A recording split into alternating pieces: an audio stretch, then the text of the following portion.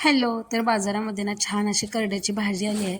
तर ना घेऊन आली आणि त्यानंतर ना कट करून वगैरे घेतली. त्यानंतर इथे मिरची अजून लसूणची पेस्ट करून घेतली छान मिक्सरच्या भांड्यामध्ये. कढई तापली होती तर तेल घालून घेतलं. इथे धुवून ना स्वच्छ भाजी चिरून घेतली.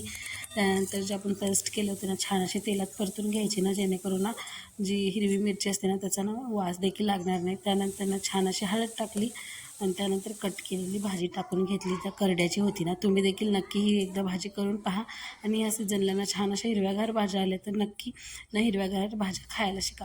त्यानंतर ना छान असं मीठ घालून घेतलं, म्हणजे भाजी ना परतली की छान असं मीठ भाजीत लागेल. त्यानंतर मसूरची डाळ घालून घेतली. तुमच्या आवडीनुसार कोणतीही डाळ तुम्ही यूज करू शकता. त्यानंतर छान अशी वाफ काढून घेतली. तर ते भाजीनं आपली जवळजवळ शिजतच आली होती. तर त्यानंतर छान असं मोठं वाटलेलं कूट घालून घ्यायचं, जेणेकरून भाजीनं खूप आणखीन छान लागेल. त्यानंतर ना तुम्हाला भाजी कशी वाटली मला नक्की कमेंट करा. बाय.